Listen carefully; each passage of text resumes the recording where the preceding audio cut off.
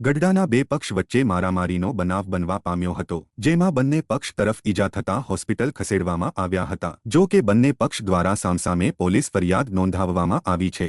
જો કે આ મારામારીનો વાયરલ વિડીયો સામે આવ્યો છે, જેની ગેલેક્સી મીડિયા પુષ્ટિ કરતું નથી। ગઢડા પોલીસ સ્ટેશનમાં હારૂનભાઈ કાસમભાઈ તરકવાડિયાએ એવા મતલબની ફરિયાદ નોંધાવી હતી કે તેમનો બાળક રસ્તામાં રમતો હોય ત્યારે બાઇક લઈને નીકળેલા રમજાનભાઈ હનીફભાઈ લાખાણીને ઠપકો આપતા હનીફભાઈ આદમભાઈ લાખાણી, રમઝાન હનીફભાઈ લાખાણી, ખાલિદ હનીફભાઈ લાખાણી એવા મતલબની ફરિયાદ નોંધાવી હતી કે તેમનું હુડકો સોસાયટીમાં મકાન આવેલું હોય જે મદ્રાસામાં આપવા માટે દબાણ કરતા હતા, જેનો કોર્ટમાં દાવો પણ ચાલુ છે। જેને પગલે હારૂન કાસમભાઈ તરકવાડિયા, સરફરાજ હારૂનભાઈ તરકવાડિયા, હુસેન ઇસ્માઇલભાઈ તરકવાડિયા, સતાર ઇસ્માઇલભાઈ તરકવાડિયા અને હમીદાબેન હારૂનભાઈ તરકવાડિયાએ એકસંપ કરી ધોકા અને પાઇપ વડે હુમલો કરી ઈજા પહોંચાડી ગુનો કર્યા બાબત ફરિયાદ નોંધાવી હતી।